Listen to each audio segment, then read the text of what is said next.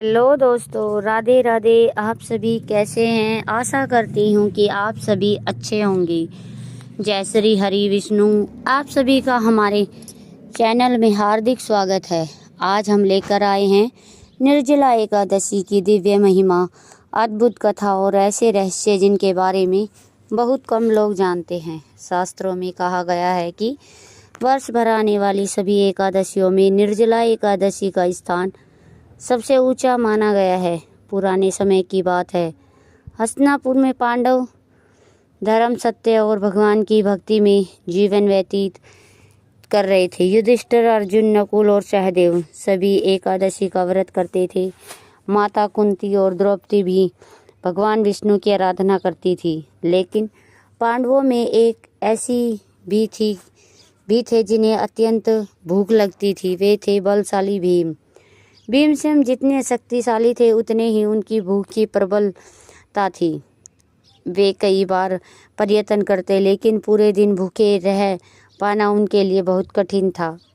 जब भी एकादशी आती, सभी लोग व्रत रखते और भगवान का ध्यान करते, लेकिन भीमसेन परेशान हो जाते। उनके मन में बार बार यही विचार आता कि यदि मैं व्रत नहीं रख पा रहा हूँ तो क्या मुझे धर्म का पूरा फल नहीं मिलेगा। एक दिन उन्होंने निश्चय किया कि इस समस्या का समाधान अवश्य खोजना चाहिए।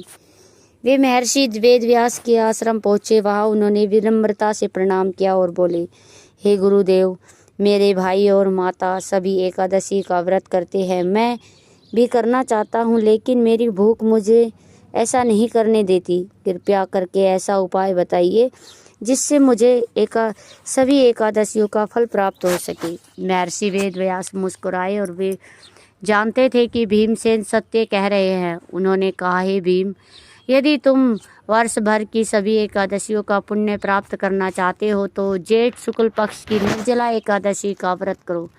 इस दिन बिना अन्न और बिना जल के भगवान विष्णु का स्मरण करते हुए उपवास करना होगा। यह सुनकर भीमसेन चौंक गए। बिना अन्न के रहना तो कठिन था ही, लेकिन बिना जल के रहना और भी कठिन प्रतीत हो रहा था। फिर भी उन्होंने मन ही मन निश्चय किया कि भगवान की कृपा प्राप्त करने के लिए वे यह कठिन व्रत अवश्य करेंगे। उधर महर्षि वेदव्यास जी ने कहा, हे भीम, यह व्रत साधारण नहीं है।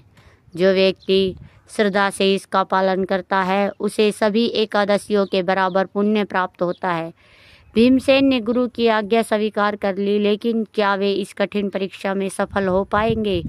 क्या भगवान विष्णु उनकी भक्ति से प्रसन्न होंगे? यदि जानने के लिए आप हमारी इस वीडियो में अंत तक जरूर बने रहे। तो दोस्तों, महर्षि वेदव्यास की बात सुनकर भीमसेन गहरे विचार में पड़ गए। उन्हें पता था कि बिना अन्न के रहना कठिन है, लेकिन बिना जल के पूरा दिन बिताना तो और भी कठिन होगा। फिर भी उन्होंने निश्चय किया कि यदि भगवान विष्णु की कृपा और सभी एकादशियों का पुण्य प्राप्त करना है तो इस कठिन परीक्षा को स्वीकार करना ही होगा। समय बीतता गया और जेठ शुक्ल पक्ष की एकादशी का पावन दिन आ गया। प्रातःकाल ब्रह्म मुहूर्त में भीमसेन उठे। उन्होंने गंगा स्नान किया, स्वच्छ वस्त्र धारण किए और भगवान विष्णु की पूजा की। पूजा के बाद उन्होंने भगवान के सामने हाथ जोड़कर कहा, हे नारायण, मुझे शक्ति दीजिए कि मैं यह व्रत पूर्ण कर सकूं। पूरा दिन बीतने लगा। प्रारंभ में सब कुछ सामान्य था, लेकिन जैसे जैसे सूर्य ऊपर चढ़ने लगा, गर्मी बढ़ती गई। भीमसेन के प्यास सताने लगी, उनका गला सूखने लगा। बार बार उन्हें जल की याद आने लगी, लेकिन उन्होंने अपने मन को भगवान के चरणों में लगाने का प्रयास किया।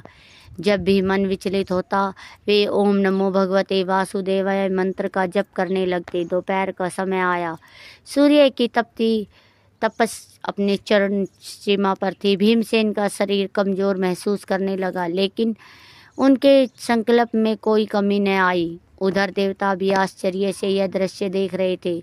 जिस भीमसेन को भोजन के बिना रहना कठिन लगता था, वही आज भगवान के लिए इतना कठोर व्रत कर रहे थे। संध्या होने लगी। पूरे दिन बिना अन्न और जल के रहने के बाद भी भीमसेन भगवान का स्मरण करते रहते। उनकी भक्ति और दृढ़ निश्चय देखकर भगवान विष्णु अत्यंत प्रसन्न हुए।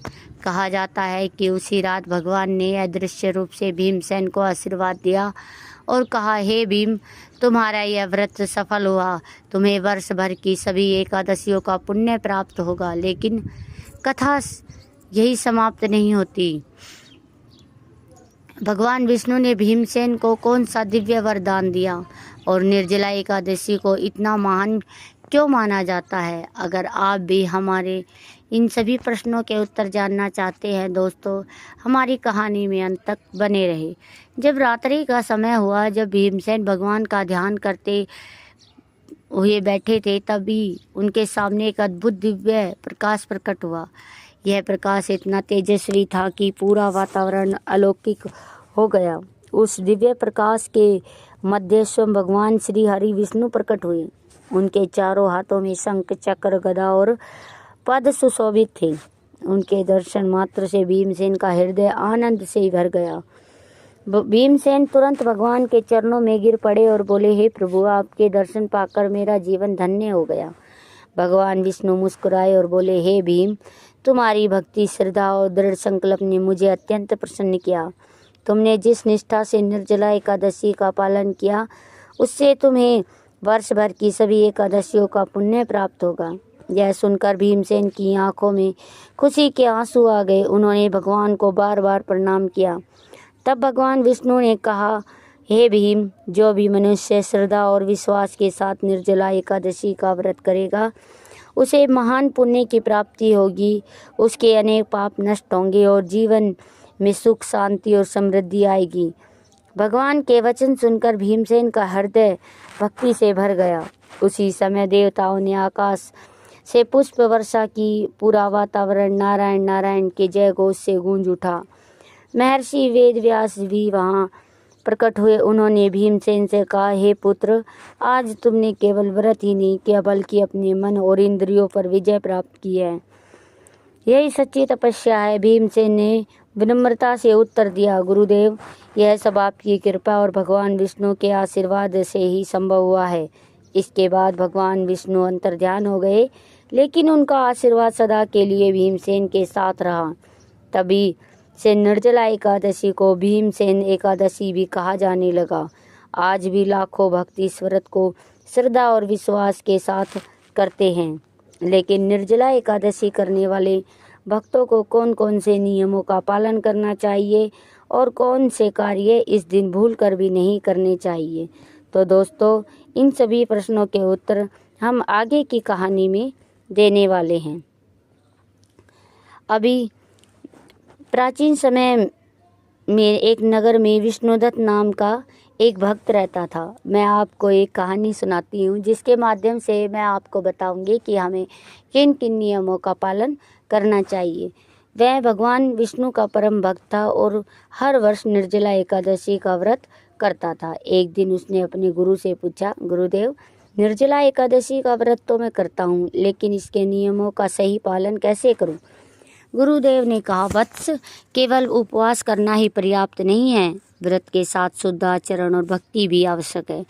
गुरु ने उसे बताया कि एकादशी से एक दिन पहले अर्थात 10वीं तिथि से ही सात्विक जीवन शुरू कर देना चाहिए। भोजन सरल और पवित्र होना चाहिए। झूठ, क्रोध और किसी का अपमान करने से बचना चाहिए। निर्जला एकादशी के दिन प्रातःकाल जल्दी उठकर स्नान करना चाहिए। इसके बाद भगवान विष्णु और माता लक्ष्मी की पूजा करनी चाहिए। तुलसी दल अर्पित करना अत्यंत शुभ माना जाता है। गुरु ने आगे कहा, यदि स्वास्थ्य अनुमति देता हो तो निर्जला व्रत करना चाहिए, लेकिन यदि कोई बीमार हो, वृद्ध हो या किसी विशेष परिस्थिति में हो तो वह अपनी क्षमता के अनुसार व्रत रख सकता है। विष्णुदास ने, गुरुदेव, इस दिन किन कार्यों से बचना चाहिए? गुरुदेव ने उत्तर दिया, एकादशी के दिन क्रोध, निंदा, झूठ, छल, कपट और बुरे विचारों से बचना चाहिए। केवल शरीर का उपवास ही नहीं, मन का उपवास भी आवश्यक है। उन्होंने बताया कि भगवान का नाम जपना, विष्णु सहस्त्र नाम का पाठ करना और धार्मिक ग्रंथों का स्मरण करना इस दिन विशेष फलदायी माना गया है।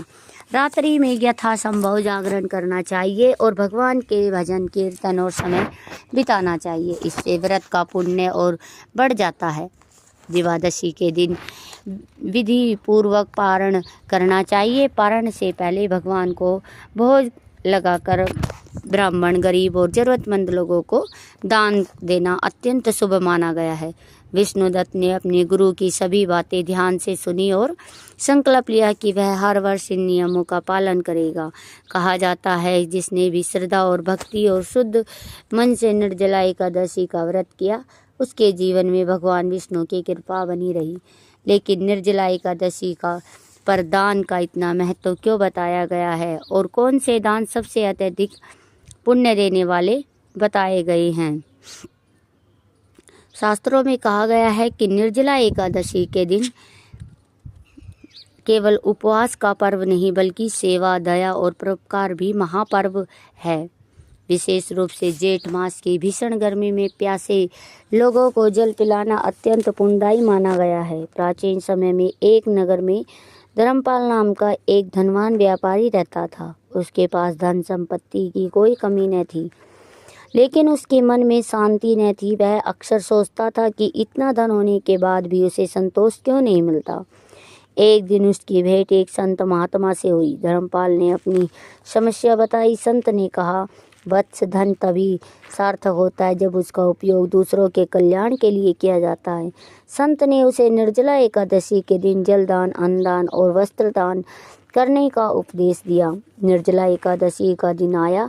धर्मपाल ने नगर के मुख्य मार्ग पर शीतल जल की व्यवस्था करवाई। उसने गरीबों को भोजन करवाया, वस्त्र दान किए और जरूरतमंद लोगों की सहायता की। कहा जाता है कि उस दिन पहली बार उसके मन को सच्चा आनंद और संतोष प्राप्त हुआ। उसे समझ आ गया कि दूसरों की सेवा ही सबसे बड़ा धर्म है। शास्त्रों में जल से भरा घड़ा, छाता, पंखा, वस्त्र, फल और अन्न का दान विशेष पुण्यदायी बताया गया है। ऐसा माना जाता है कि जो व्यक्ति अपनी सामर्थ्य के अनुसार दान करता है, उस पर भगवान विष्णु की विशेष कृपा बनी रहती है। निर्जला एकादशी का व्रत हमें केवल भूखा प्यासा रहना नहीं सिखाता, बल्कि यह सिखाता है कि जीवन में संयम, सेवा, दया और भक्ति कितनी महत्वपूर्ण है। भगवान विष्णु कहते हैं कि जो व्यक्ति श्रद्धा और विश्वास के साथ इस व्रत का पालन करता है, उसके अनेक पाप नष्ट हो जाते हैं, मन को शांति मिलती है और जीवन में सकारात्मक परिवर्तन आने लगते हैं। प्रिय भक्तों, व्रत का वास्तविक फल तभी मिलता है जब हमारे मन में अहंकार न हो और हम सच्चे हृदय से भगवान का स्मरण करें। इसी संदेश के साथ निर्जला एकादशी महात्म्य कथा यही पूर्ण होती है।